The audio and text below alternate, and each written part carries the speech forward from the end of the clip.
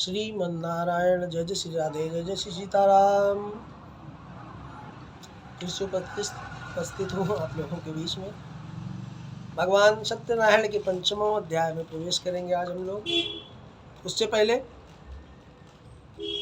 भगवान का संकीर्तन करते हुए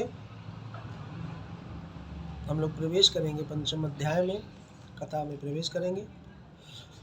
तो रचा है सृष्टि को जिस प्रभु ने, वही ये सृष्टि चला रहे हैं। रचा है सृष्टि को जिस प्रभु ने, वही ये सृष्टि चला रहे हैं। जो पेड़ हमने लगाए पहले, जो पेड़ हमने लगाए पहले, उसी के फल हम अब पा रहे हैं। रचा है सृष्टि को जिस प्रभु ने, वही ये सृष्टि चला रहे हैं।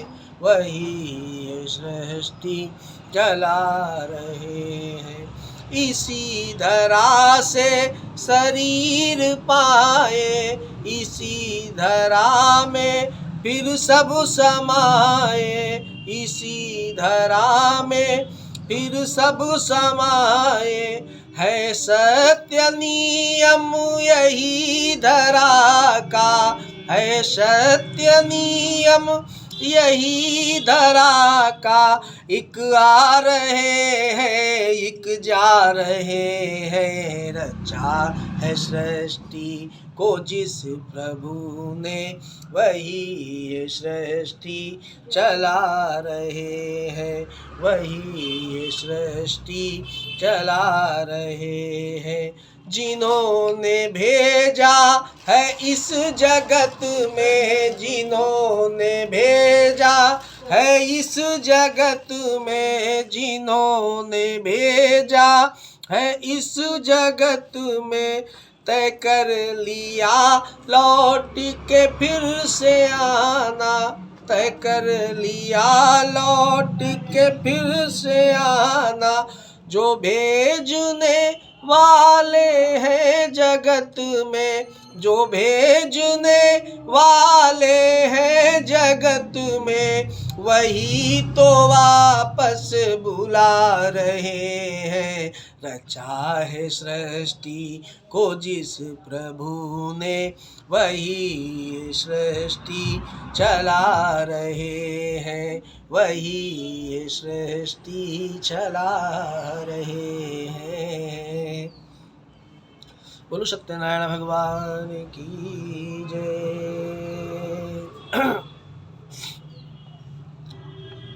तो हम लोग प्रवेश करते हैं भगवान सत्यनारायण की 5वें अध्याय में। तो भगवान सत्यनारायण के बारे में क्या कहा है कि यह पूजन उनका पूजन है, यह पूजन उनका पूजन है। जो चार भांति के फल देता, जो चार भांति के फल देता। और दरबार है उस दरबारी का, दरबार है उस दरबारी का। जो फूल के बदले फल देता, जो फूल के बदले फल देता। बोलो सत्यनारायण भगवान की जय। सूत जी कहते हैं कि सतबुद्धिमान संपत्तिवान, सतबुद्धिमान संपत्तिवान, तुंगध्वज नामी नृपवर थे। तुंगध्वज नामी नृपवर थे। थी प्रजा उन्हें अतिशय प्यारी, थी प्रजा उन्हें अतिशय प्यारी। वे न्यायी थे और नागर थे। सूत जी बोले, हे श्रेष्ठ मुनीश्वरों, आगे की कथा सुनो। तुंगध्वज नाम का एक राजा था जो अपनी प्रजा का पालन करने में तत्पर था। वह धर्मवान बुद्धिवान था। उसने भी भगवान सत्यनारायण का प्रसाद न लेने पर कष्ट को प्राप्त किया है। एक समय की बात है कि राजा वन में जाकर अनेक प्रकार पशुओं का शिकार किया है।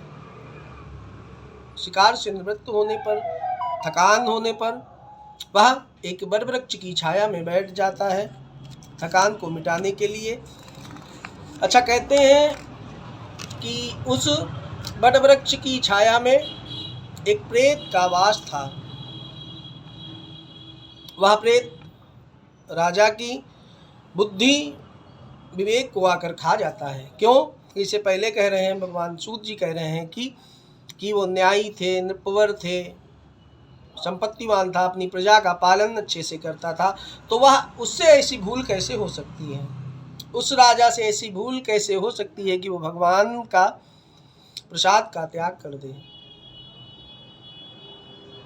ऐसी भूल नहीं हो सकती उनसे। तो उस कहते हैं कि वो जो बट वृक्ष में प्रेत का वास था, उस प्रेत ने राजा की बुद्धि और विवेक का हरण कर लिया है। तो वहीं गोप ग्वाल भगवान सत्यनारायण का पूजन कर रहे थे। राजा जिनकी बुद्धि का हरण हो चुका है, जैसा कि मैंने बताया, भगवान कह रहे हैं कि जिनका बुद्धि का हरण हो चुका है, तो राजा ना तो गर्भवश पूजन मंडप के पास गया जहाँ पूजा हो रहा था, ना तो गर्भ के वश गया, वहाँ पर गया और ना ही भगवान को प्रणाम किया है। लेकिन फिर भी गोप ग्वाल भगवान का प्रसाद लेकर राजा के समीप लाए हैं और राजा के समीप प्रसाद को रखकर वापस गए हैं और प्रसाद को ग्रहण किया है, पूजा पाठ को विधिवत संपन्न किया है।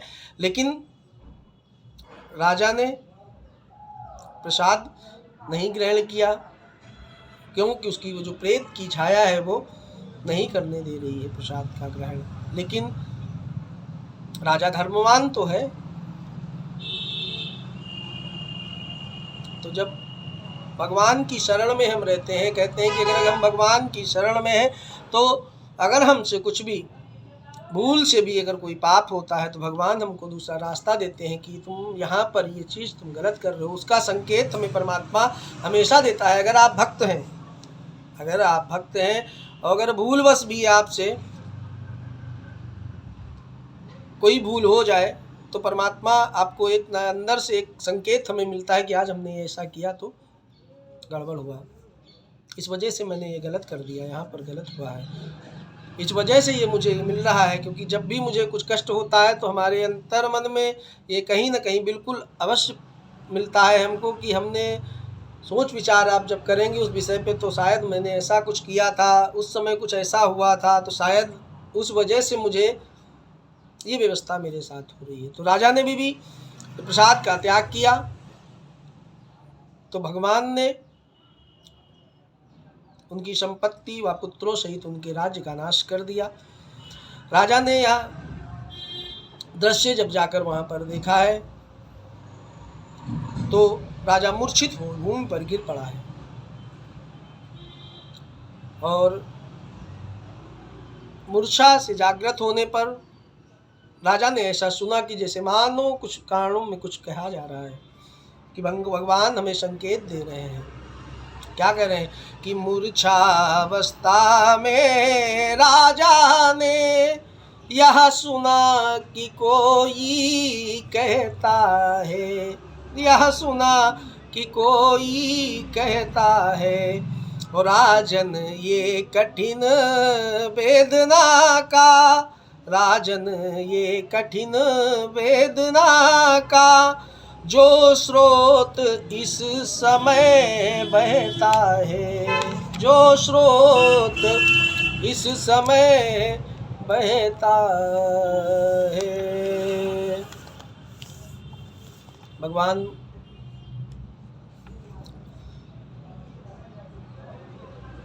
कि राजा वन क्या करे, राजा कहाँ जाएं, क्या करें जाके। फिर से कि वन में ग्वालों का दिया हुआ, वन में ग्वालों का दिया हुआ प्रसाद जो तुमने छोड़ा है, प्रसाद जो तुमने छोड़ा है, हे वरन उसी पाप के कारण, वरन उसी पाप के कारण सुख ने तुमसे मुख मोड़ा है, सुख ने तुमसे मुख मोड़ा है। तो क्या करिए कि अपना कल्याण चाहते हो, अपना कल्याण चाहते हो तो इसी समय वन में जाओ, तो इसी समय वन में जाओ। और उन ग्वाल बाल को आदर से, वह ग्वाल बाल को आदर से और घर से उनको तुम बुलवाओ, घर से उनको तुम बुलवाओ।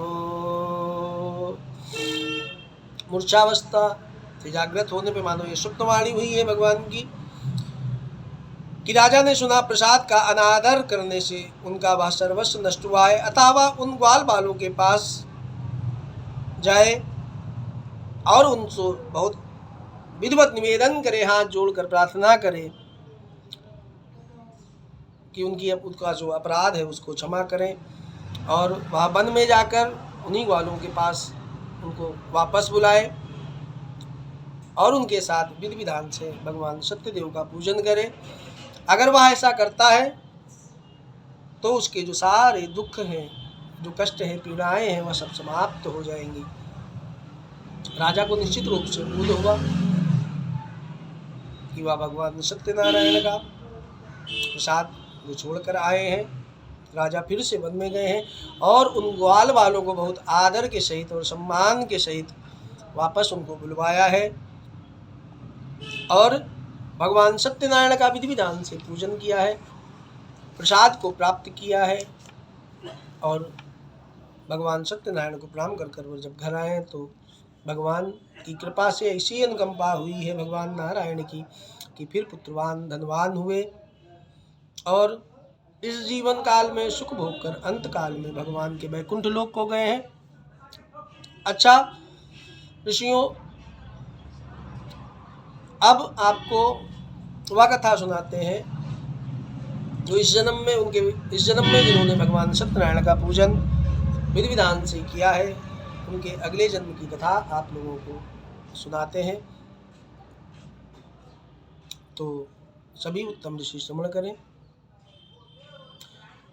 और भगवान कहते हैं कि सूत जी कहते हैं कि इस परम दुर्लभ सत्यनारायण व्रत को जो धारण करेगा और फलदायी कथा भक्ति पूर्वक सुनेगा, उसे सत्यनारायण की कृपा से धन धान्य आदि प्राप्त होंगे। दरिद्र व्यक्ति धन पाता है, बंदी व्यक्ति का बंधन कट जाता है, भयभीत व्यक्ति का भय मिट जाता है। यह निस्संदेह सत्य है। व्यक्ति मनोवांछित फल भोग कर अंत में सत्य लोक को पाता है।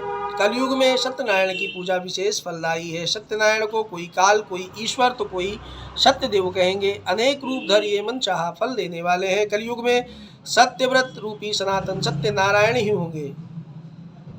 सभी को मनवांछित फल देने के लिए विष्णु भगवान ने यहाँ सत्यनारायण का रूप धारण किया है। और सूत जी बोले, हे मुनीश्वरों, जिन्होंने सत्यनारायण का व्रत पहले किया था उनके बाद के जन्म की कथा सुनाते हैं। महान बुद्धिमान शतानंद ब्राह्मण सुदामा हुआ और श्री कृष्ण की आराधना कर मोक्ष को प्राप्त हुआ। लकड़ी बेचने वाला लकड़हारा गुहराज हुआ। श्री रामचंद्र की सेवा कर मोक्ष पद का अधिकारी हुआ। राजा उल्कामुख महाराजा दशरथ हुए और श्री रंगनाथ की पूजा कर वैकुंठ वासी बने। धार्मिक साधु वैश्य शतव्रतधारी मोरत ध्वज राजा बने। आधा शरीर आरे से चीर कर दान करने से मोक्ष को प्राप्त हुआ। राजा तुंगध्वज स्वयं भूमन हुए। सभी को वैष्णव पद पर लगा भागवत बना श्री वैकुंठ वासी हुए। वैकुंठ लोक को गए हैं। इति श्री स्कंद पुराणे रेवाखंडे सत्यनारायण व्रत कथायां पंचमोध्याय संपूर्ण। बोलो सत्यनारायण भगवान की जय।